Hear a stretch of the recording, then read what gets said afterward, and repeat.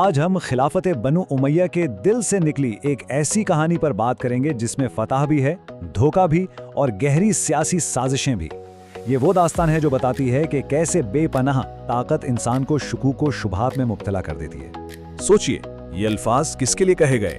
یہ انجام تھا موسیٰ ابن نصیر کا، ایک عظیم سپہ سالار کا۔ سوال یہ ہے کہ ایک ہیرو، ایک فاتح، اس حال کو کیسے پہنچا؟ آئیے اس کہانی کی گہرائی میں اترتے ہیں۔ تو اس سوال کا جواب کہ اسپین کے فاتح کا اتنا ذلت آمیز انجام کیوں ہوا، یہ جاننے کے لیے ہمیں سلطنت کے بالکل مرکز میں چلنا ہوگا، جہاں طاقت کا کھیل ایک بہت ہی ڈرامائی موڑ لے رہا تھا۔ تو ہمارا پہلا حصہ ہے زنجیروں میں جکڑا ایک ہیرو۔ کہانی کا آغاز ایک ایسے شخص کے المناک زوال سے ہوتا ہے جس نے اپنی بہادری سے خلافت کی سرحدوں کو بہت دور تک پھیلا دیا تھا۔ موسیٰ ابن نصیر پر جو ظلم ہوا وہ ناقابل تصور تھا۔ انہیں چلچلاتی دھوپ میں چھوڑ دیا جاتا، بس اتنا کھانا پانی ملتا کہ جان باقی رہے۔ مقصد صرف ان کی ہمت توڑنا تھا۔ اور جانتے ہیں ان کا جرم کیا تھا؟ کوئی غداری نہیں، کوئی ناکامی نہیں۔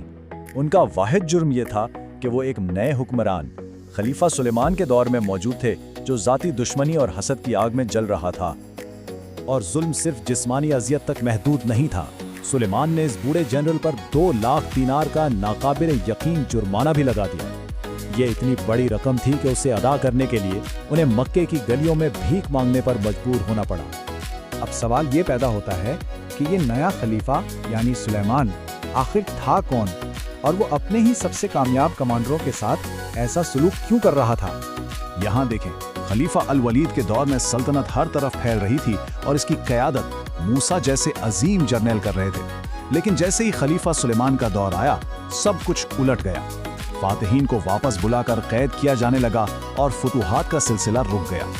یہ واضح تضاد بتاتا ہے کہ سلیمان نے اپنے سے پہلے خلیفہ کی پالیسیوں کو پوری طرح بدل دیا تھا، اور اس کی وجہ ذرائع بتاتے ہیں کہ یہ محض حسد اور ایک گہرا وہم تھا۔ اس کو مزید سمجھنے کے لیے اس تقابل کو دیکھیں۔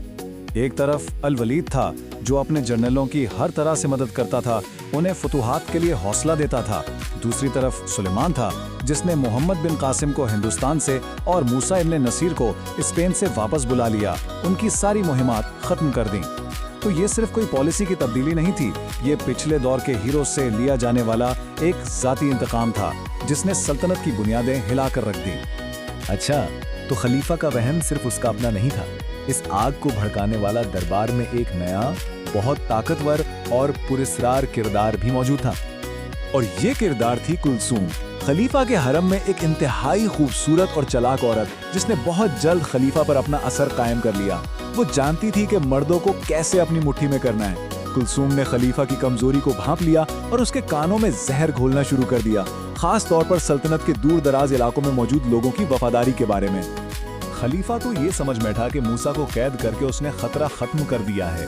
اسے لگا کہ بس لیڈر کو راستے سے ہٹانے سے ہر طرح کی بغاوت کا امکان ختم ہو جائے گا، لیکن وہ ایک بہت بڑی غلطی کر رہا تھا اور ایک اہم بات کو نظر انداز کر رہا تھا۔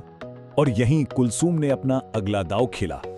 اس نے خلیفہ کو یاد دلایا، کیا آپ بھول گئے کہ اس کا بیٹا الاندلس پر حکومت کرتا ہے؟ وہاں کی فوج تو موسیٰ کو کسی ولی کی طرح پوچھتی ہے۔ اس کا بیٹا اپنے باپ کی توہین کا بدلہ ضرور لے گا۔ دیکھیے کتنی چالاکی سے اس نے خلیفہ کی توجہ قید میں پڑے باپ سے ہٹا کر دور مغرب میں موجود طاقتور بیٹے عبدالعزیز کی طرف کر دی۔ اب عبدالعزیز کی طرف سے بغاوت کا خوف خلیفہ پر سوار ہو چکا تھا۔ اس نے فوراً حالات کا پتہ لگانے کے لیے الاندلس یعنی آج کے اسپین ایک جاسوس روانہ کیا۔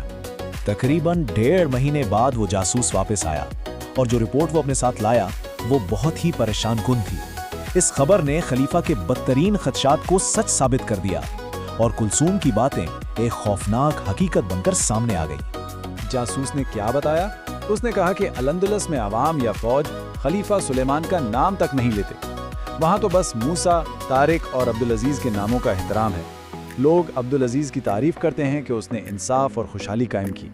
فوج، خاص طور پر طاقتور بربر قبائل، اس کے اندھے وفادار ہیں، بلکہ بربر تو موسیٰ کو ایک روحانی رہنما مانتے ہیں اور اس کے بیٹے کے لیے جان تک دے سکتے ہیں۔ مطلب صاف تھا، الاندلس عملی طور پر ایک آزاد ریاست بن چکا تھا، جو دمشق میں بیٹھے خلیفہ کا نہیں بلکہ اسی خاندان کا وفادار تھا جس پر خلیفہ ظلم کر رہا تھا۔ اب سلیمان کو یقین ہو گیا کہ عبدالعزیز ایک بہت بڑا خطرہ ہے، और वो किसी भी वक्त बगावत कर सकता है। तो उसने एक खुफिया और आखिरी हल निकालने का फैसला किया। और ये मंसूबा क्या था?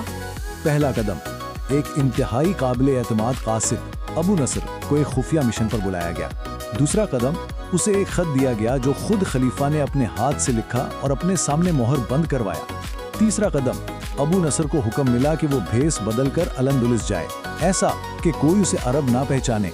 और चौथा और सबसे अहम कदम, ये मोहरबंद खत सिर्फ और सिर्फ एक आदमी हबीब इब्ने उबैदा तक पहुंचाना था और किसी को नहीं। ये पूरी कार्रवाई इतनी खुफिया थी कि उसका मकसद सिर्फ एक था, अल-अंदुलस में किसी को खबर होने से पहले ही इस खतरे को जड़ से उखाड़ फेंकना। कासिद ने वो खुफिया हुक्म हबीब तक पहुंचा दिया, लेकिन जैसे ही हबीब ने वो खत पढ़ा, उसके हाथ कांपने लगे और आंखों में आंसू आ गए। आखिर उस खत में ऐसा क्या लिखा था जिसने एक बहादुर कमांडर को अंदर तक खिलाकर रख दिया? तो सवाल यही है कि खलीफा के इस खत में आखिर कौन सा हुक्म छुपा था? इस एक हुक्म ने वाकयात का वो सिलसिला शुरू किया जिसने न सिर्फ खिलाफत पर एक गहरा दाग लगाया, बल्कि अल-अंदुलस की तारीख का रुख हमेशा के लिए बदल दिया। यह हमें सोचने पर मजबूर करता है कि इक़्तिदार का वहम और बेबुनियाद खौफ इंसान से क्या कुछ करवा सकता है और इसकी कितनी बड़ी कीमत चुकानी पड़ती है।